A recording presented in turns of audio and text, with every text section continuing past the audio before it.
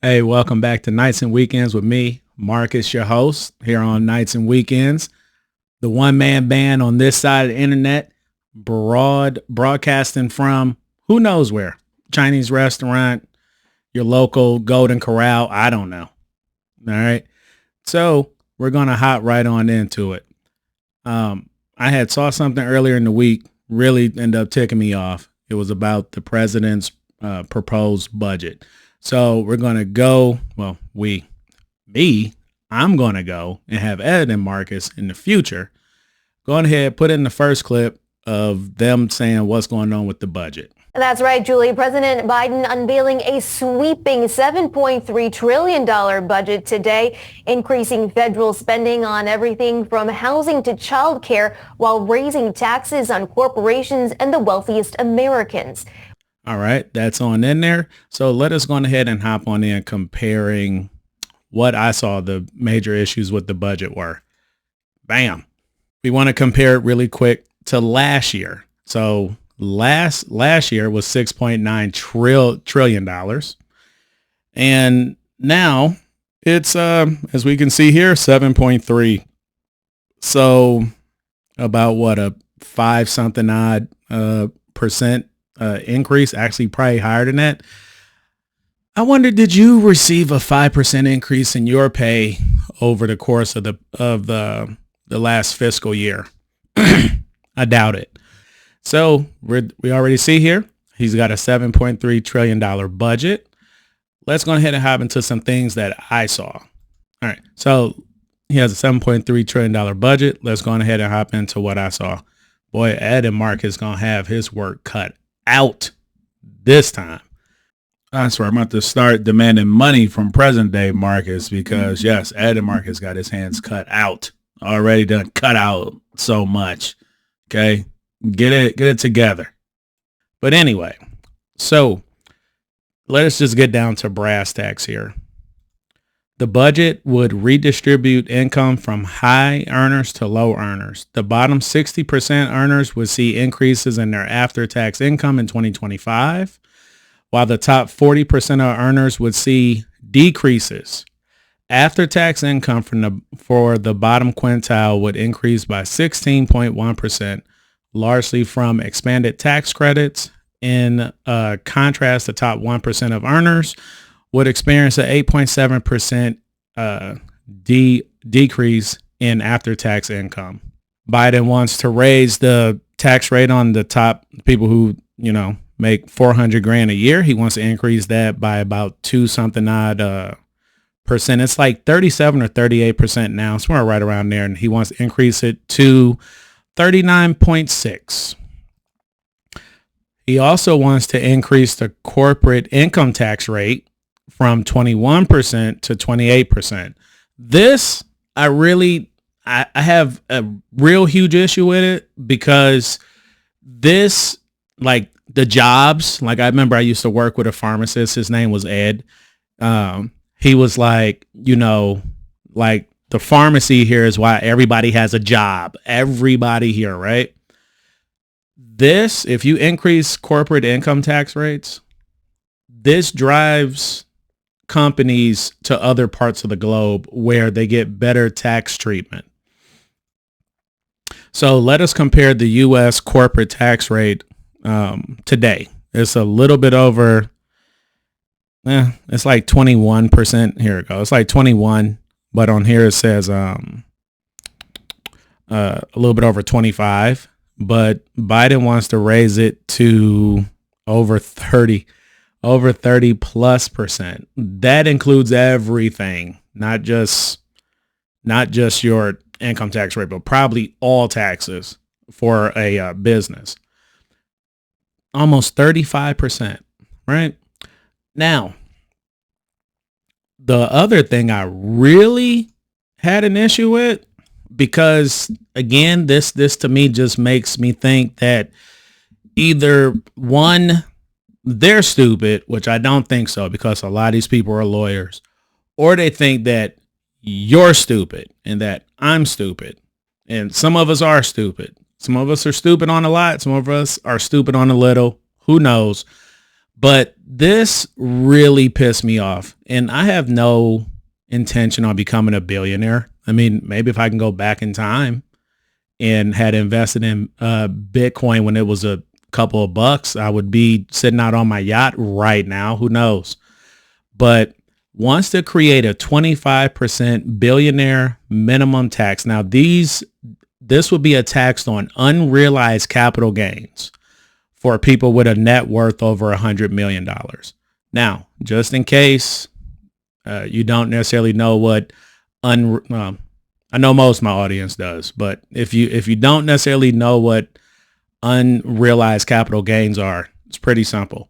If you buy a stock or you buy an asset and then over time it goes up, or let's say that you got into crypto early. You bought the stuff when no one cared and it appreciated, so now you're worth $1 billion. Okay? On paper, but you haven't actually transacted and made that unrealized gain, the gain on paper, into a real gain. That is what an unrealized capital gain is. It's what you're worth on paper before you actually sell the actual asset. Okay? So this is ridiculous. You want a 25% tax, right? So if they end up doing that now, really quick, I read this article, and this is for folks on the right who will pick up on the language in this, but for the folks on the left who may watch my channel who don't pick up on the bias, the insane amounts of bias that goes on in these things. So the author here, Rebecca Chin or Chan, I don't know, who knows, Chen, however you want to pronunciate it, go on ahead and knock yourself out. But she does this article, right? And then she puts on here, according to ProPublica, that the wealthiest, it's like the wealthiest billionaires have a average true tax rate of 3.4%. Right? Now, it's funny, she didn't bring up that ProPublica is left-leaning. But if you look here, let me see if I highlighted it. The income tax system in the United States is highly progressive. Okay. Erica York, senior economist at the right-leaning think tank Tax Foundation and author of the latest report on income tax data, told Yahoo Finance. Now, I find it funny that she didn't say that ProPublica was left-leaning, but again, that's just to point out the bias. But anyway, I want to put like a fifth nail into this coffin of who pays the damn federal income taxes in this country, so that when your dumbass, sorry, I had to curse. When your dumbass politician tells you that the wealthy or the people that are better off don't pay their fair share, again, they talk to you in euphemisms because either they're stupid or you're stupid. It's one or the other. Okay? The top 1% average tax rate is 25.9%. And that's, so we can go down here. That is crazy. The top 1% all by themselves paid 45.8% of the income taxes, and they only made 26.3% of the adjusted gross income of the country. And the people in the bottom 50% paid 2.3% of the income tax. I'm sorry. They paid, yep, I was right. Yeah, here we go. They paid about 2.3% of the income taxes in the country, even though they made 10.4% of the adjustable gross income. This is for some people in my audience. Some people, who knows? It might be Big Ben. Big Ben has got on his glasses. He's like he's a tax accountant. He's sitting there writing the stuff down with his paws. But okay, for anybody here who thinks that you can go on ahead and do this stuff, and again, as if rich people are inert blocks of wood that you can simply move around on a chess piece and that they won't do anything. If we look here, The U.S. holds about 60% of all the world's equity, stock market value. 60% of it is here in the United States. And if our president wants to do this stuff, it's going to drive capital to where it's treated best. Okay? And trying to drive up capital gains. And, I have parents that are still living by the grace of God. We talk about long-term capital gains and short-term capital gains. If the tax rate is the same on both, what is the point of holding? You want more volatility? This is a recipe for it. But do you want for that capital flight to happen? This is another recipe for it. And we can learn from Norway. Norway tried something similar to this. And in that same article written by Rebecca Chen. So Norway, okay, this is just what it says. Find out what works and import it and avoid what Norway did to drive half of the ultra wealthy away. These people who are the movers and shakers, the folks who make businesses, the titans of industry, the people who make our lives easier and provide us with jobs, and in exchange for our labor, we are given money to go out and go do stuff in the world. Now, present day market says some BS. You aren't given money, you earn it. Okay. This is like Chronicles of Riddick in this world. You keep what you kill. These people are more mobile. They can pick up and move. And I believe it was in New York or it was in California. The amount of people who left, or it was in Connecticut or New Jersey. Oh, it was one of them. They essentially drove out so many people that it actually caused a huge decrease in the